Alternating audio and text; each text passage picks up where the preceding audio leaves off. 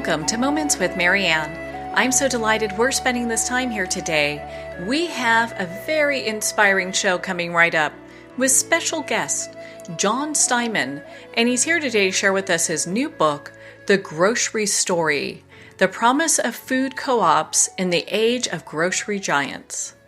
Now, Jon has studied and worked with all things food for over 2 decades. He was the producer and the host of the internationally syndicated radio show and podcast, Deconstructing Dinner, once ranked as the most listened to food podcast in Canada. Jon is the writer and host of Deconstructing Dinner, Reconstructing Our Food System, a television and web series currently streaming online. Jon coordinates and curates the annual Deconstructing Dinner Film Festival of compelling food documentaries and was an elected director from 2006 to 2016 of one of Canada's largest independent co-ops. So let's welcome to the show, Jon Steinman. Thanks for having me on your show, Miriam. What a pleasure it is to have you here. My goodness, I absolutely love your book. I have to ask you, what inspired you to write this? Well, there were a few inspirations that led to the book. Yeah, one of them was having spent 15 years as a journalist looking into the food system. So food system being anything from the production of food on the farm all the way through to how it gets into our kitchens.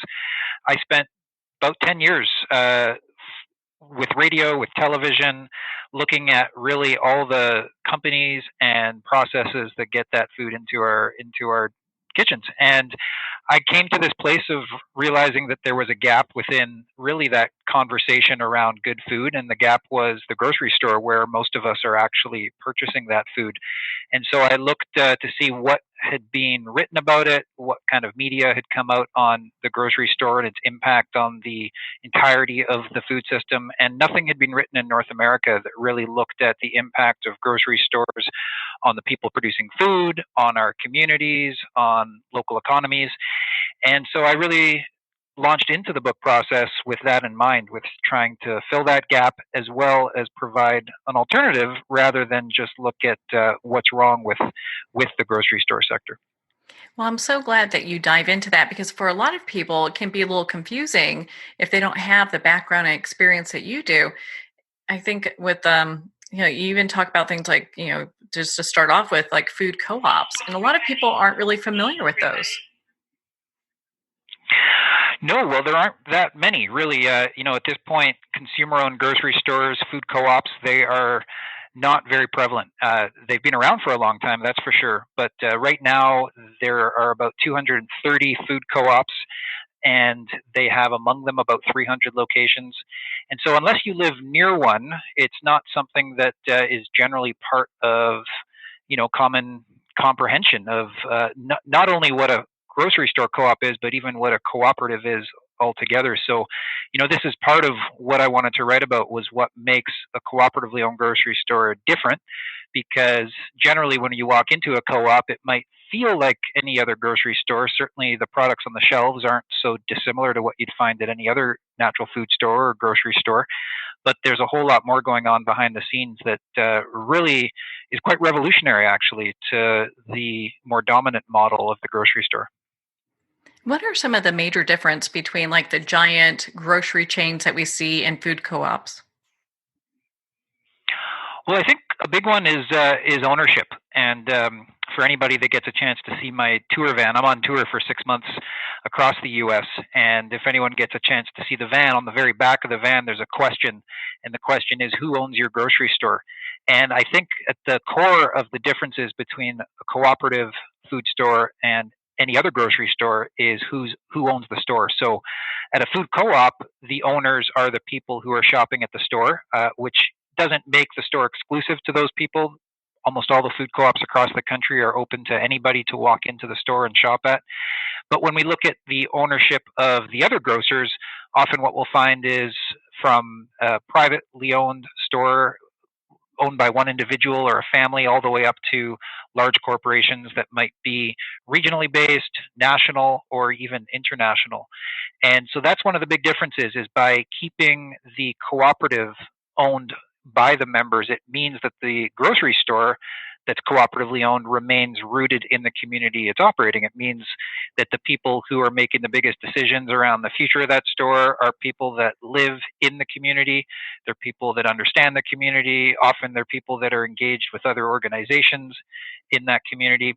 And it makes for a substantially different type of a grocery store as far as how it engages in its day to day, how it works with local food producers, and how it treats the people working in the store. And so, as a co-op, I'll use myself as an example. I'm a member of a food co-op in Nelson, British Columbia. We've been around for 45 years. And for me to become a member, I paid $50 to become a shareholder, which makes me an owner along with, in this case, 13,000 other members. And by being an owner, I end up being allowed to vote once a year for my board of directors. I have a strong say in the future of my grocery store.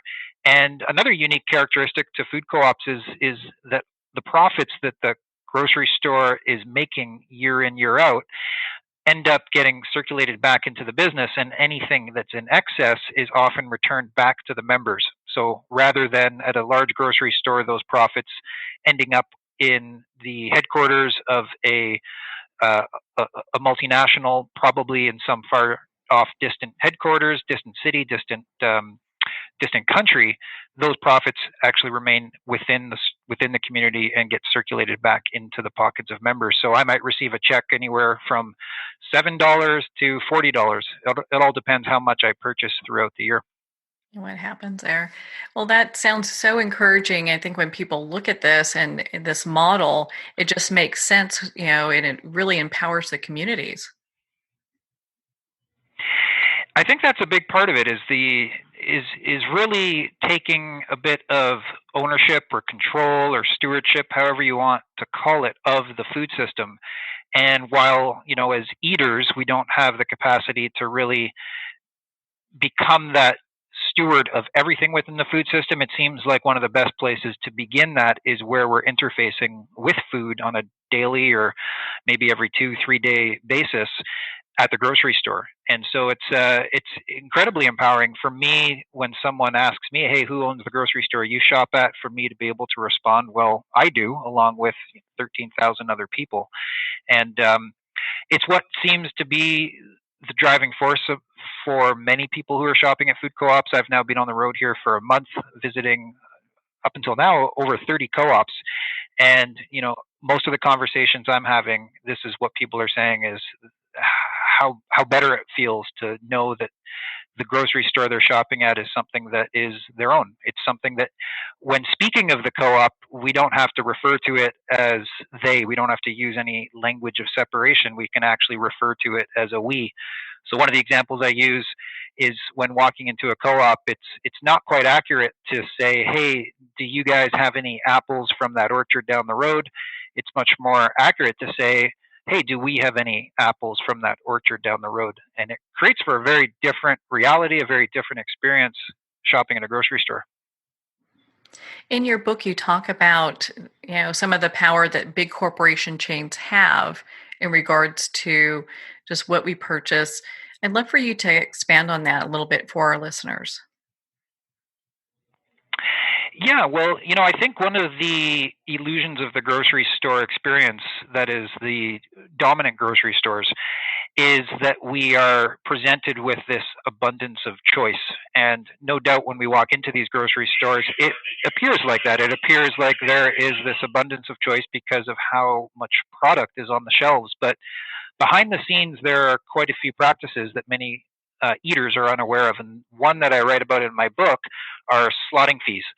So this is a practice that's been happening in a strong way for the past 20 years. It's increasing in its prevalence, and it's where a food manufacturer is actually acquiring shelf space in the grocery store itself.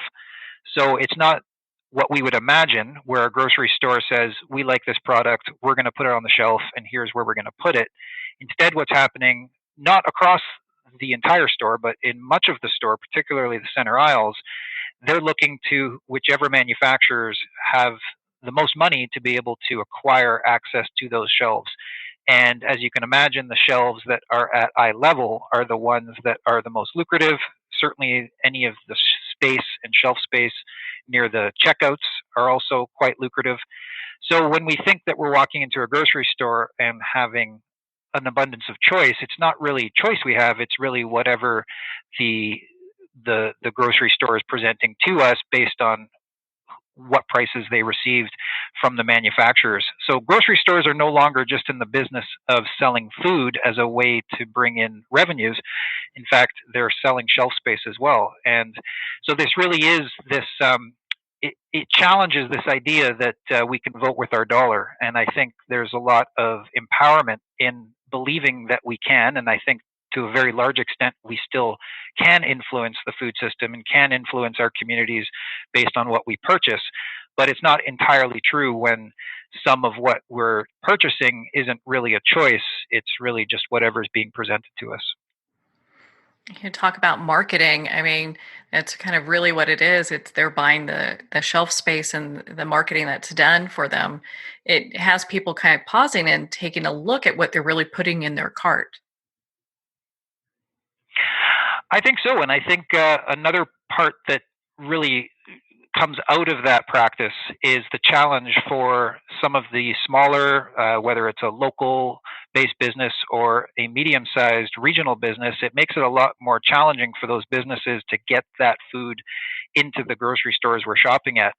And I think, with more and more people becoming concerned with food, whether it's for health reasons or for reasons related to making sure farmers are being paid fairly or food producers are being paid fairly and trying to grow our local food economies and our local food communities.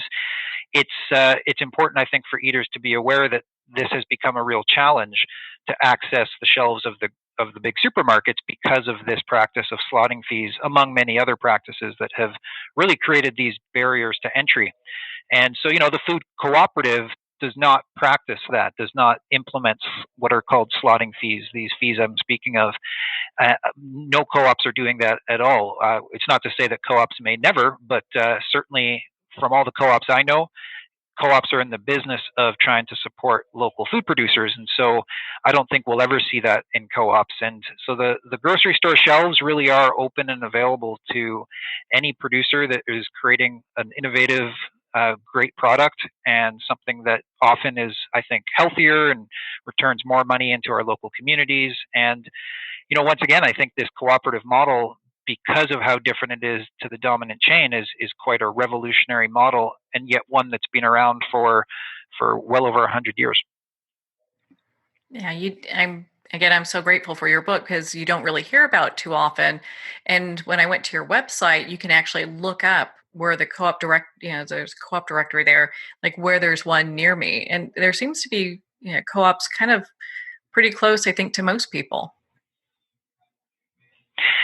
Yeah, it's there's certainly areas of the country that are more concentrated than others. I spent about a month in just the northeastern corner of the United States, where it wasn't any more than an hour and a half to drive from one co-op to another. And so you can certainly find co-ops all over the Northeast, the Twin Cities of Minnesota, and really all over the state of Minnesota, Wisconsin. There are food co-ops everywhere. And there's also these examples now of areas of new co-op development. So groups that have formed starting from a small core group growing to hundreds, if not well over 1,000 founding members that are looking towards building new stores. And so on my website, I have a directory there that lists all the existing co-ops as well as all the ones that are in formation.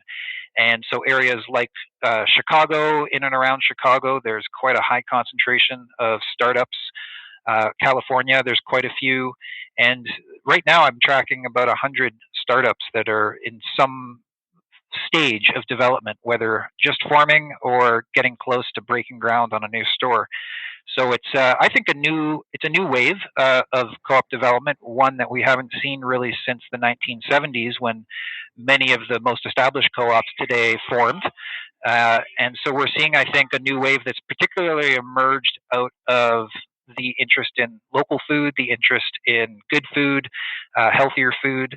And I think the big grocery stores aren't providing that in the way that I think consumers are really wanting. And so this is one of the reasons I think we're seeing this new wave of co-op development. In your book, you talk about the farming crisis of 1980. Why was that so important to put in your book? Well, it was a period of time when really a lot changed. For farmers, it was a time where the good days of the 70s, where farms were actually doing quite well relative to what was then to transpire in the 1980s with the oil crisis and the recession.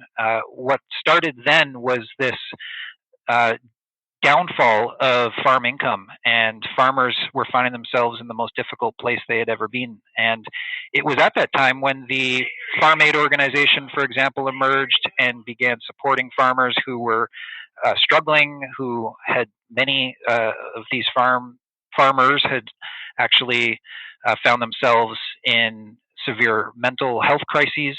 And it was really the beginning of what we still are feeling today, which is this food system that is not paying farmers fairly for what they're producing. And so I write about it in the book because we haven't actually got out of that period yet. We are still in that same period that began in the 1980s.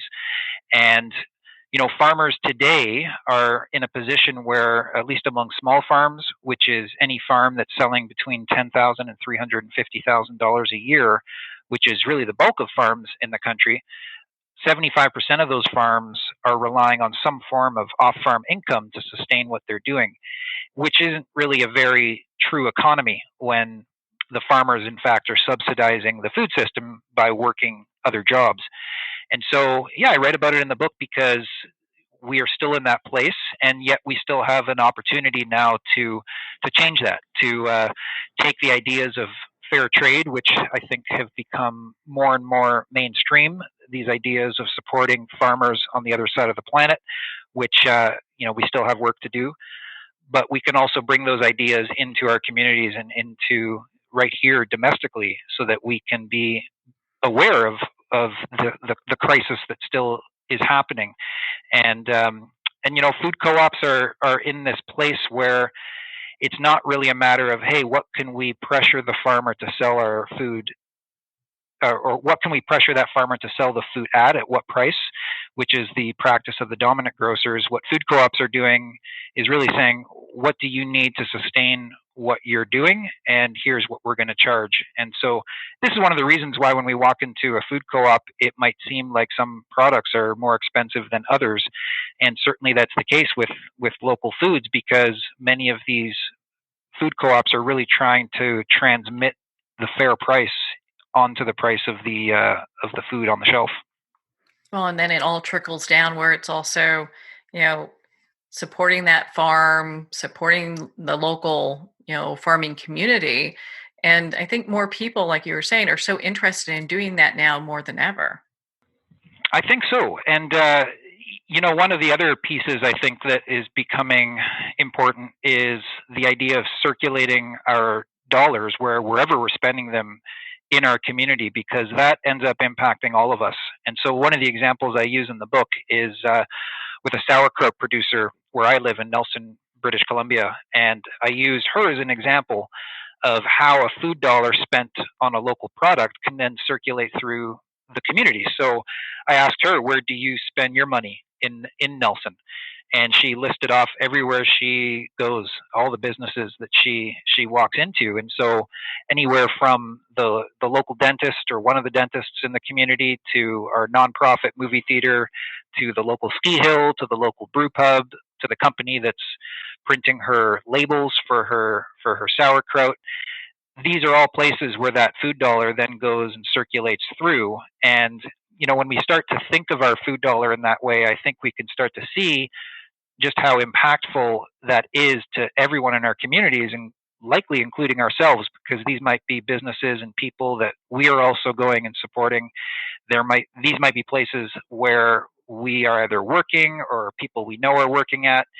And so drawing those links and those connections is really important. And it's something that I think is most easily done through food, because, well, we're eating every day. We're walking into these grocery stores every day or two. And it's a way to really see the community and the impact of the grocery store on the community when we start to look at, yeah, where are these people who are producing our food spending their money? Hmm. How does this impact low income food access? Well, food co-ops certainly formed in the Depression era and in the 1970s as a way to reduce food costs. That was really one of many driving forces in the formation of food co-ops, was to say, okay, well, we can buy food together uh, at wholesale prices and divide up the wholesale purchases so that everybody saves money. And to a degree, that's still happening today. Certainly, co-ops are famous for their bulk sections, and that's often where we can find cheaper prices on food. And co-ops as well today are really amazing at passing on uh, savings to their members. So one of the examples that is quite prevalent at co-ops is on a either biannual or quarterly basis. Food co-ops will run what are also known as truckload sales or case lot sales. So the co-op will bring in for either a day or even a week wholesale sizes of products and offer anywhere from 25, 50%, I've seen even higher off of the normal price of that food. And these are times where really the entire community comes out and is shopping at the store for that period of time. I think a lot of people who work in the store don't quite look forward to that time because it's such a chaotic period. But it's something that people, I think, are really understanding is one of the roles of co-ops is to pass on as much savings as possible to members. And there's another practice, though, that's also happening because at the end of the day, some of those prices might not even be accessible to people on low incomes. And so food co-ops all across the country are offering anywhere from 10 to 20% off everything in the store to anybody on low income assistance programs. There's a handful of co-ops that actually don't even require any qualification for those programs. And so that's pretty substantial to be able to walk around the store and know that you're getting 10 to 20% off everything in the store. And what's also important, I think, with food co-ops is they're not synonymous with natural and organic foods. So what we're seeing now is the emergence of co-ops in communities that don't have a grocery store at all and aren't necessarily interested in organic foods and local foods, which are generally more expensive because they simply cost more to produce and it costs more to pay these people fairly. A lot of people talk about food having like a loss of flavor. What do you think influences this? A loss of flavor is something that I write about in the book. It's something that I think is becoming more into the mainstream media. Certainly, we've started to see a lot about tomatoes and the loss of flavor in tomatoes. And I spent some time traveling to some of the largest tomato producers in California and got to see exactly what has happened over the past 75 years, in particular, with the loss of flavor in the more conventional tomato we might find in a fast food restaurant or on the grocery store shelf. And a lot of that's been driven by the grocery store. It's been driven by the interest to have that perfect tomato, one that can withstand long distance transportation, one that particularly can withstand travel. So it's a tomato that's quite firm, usually, that's being picked. In fact, tomatoes are being picked before they're even ripe when they're green. And so what we're seeing, not only are tomatoes being picked when they're green, which actually reduces the amount of sugars in the tomato, what we're also seeing are breeding programs at some of the leading universities and breeding centers across the country that are breeding for characteristics such as yield, such as durability, such as disease resistance. And because we're breeding for those in particular, we're forgetting to breed for flavor. And so one of the outcomes of this has been that we've lost the genes in those tomatoes that are responsible for flavor. And this is something we're seeing in all foods. I use the tomato as one example, but I've done a lot of work on wheat as one example, where there was a time where the wheat that we were growing was in fact quite flavorful. And because we were breeding for all of these same characteristics, like I just described, we actually have somewhat, I think, forgotten what wheat can actually taste like, which is similar to wine. Depending on the wheat, depending on where it's growing, you can find very different flavor characteristics in the food. And so again, this is something that affects us at the dinner table. It affects us at our restaurants, certainly reduces the amount of enjoyable experience we can have with our food. And it really all comes back to the grocery store, a place where we have, I think, the power to change that by supporting a different type of a food system that is one where we see farmers growing different varieties, newer varieties of food. Certainly in the case of wheat, there are some incredible programs that are bringing back a lot of these varieties, and there are many local bakers that are starting to work with these varieties. So there's definitely a renaissance happening of new varieties of foods that we can start to, I guess, come back to the time where food was once more flavorful than it is today. Well, that sounds like something that one could get excited about, especially when if you have tomatoes and they don't taste like anything, or that they just look pretty, we're kind of missing something there. I think that's a big part of what compelled me to write the book, was really coming back to something that is really a very different experience with food, one where we can actually sit down and appreciate food. I think the way the earth has wanted it to be is one where we're much more connected to the source of our food and to the people growing our food. And it really, for me, started with flavor. It started with growing up at a time where most of what was available in my area were grocery store varieties of foods, and I really hadn't experienced what food could really taste like until I started to eat food from a garden and eat food from local producers. And really, I think that's what this is all about. It's about recreating a food system that is much more flavorful, both literally and one that's more enjoyable in our communities. Well, gosh, John, I mean, we can talk all day about your new book, Grocery Story. I think it's such a great resource, has so much information for people. Where can our listeners connect with you and become part of your community? Well, my website for my book is grocerystory.coop.coop. And there's right now a pretty extensive book tour that I'm on, and anyone who's interested in catching one of my talks or one of my book readings or just visiting me in one of the stores I'll be at can find a book tour schedule there. I'll be mostly in the Midwest and the West in the fall of this year, and certainly I'd love to hear from people as well. And so you can connect with me through my website, and I'd be happy to chat more about food co-ops and the grocery store business. Well, John, thank you so much for taking the time to be on the show with us here today. Thank you, Marianne. Thanks for the opportunity. Well, thank you, John. It's been such a pleasure to spend this time with you, and of course, to talk about your new book, The Grocery Story. The Grocery Story is available at Amazon, Barnes & Noble, and all indie bookstores. Well, we're at the end of our time today. I would like to thank everyone for tuning in. You're listening to Moments with Marianne. And remember, make every moment count.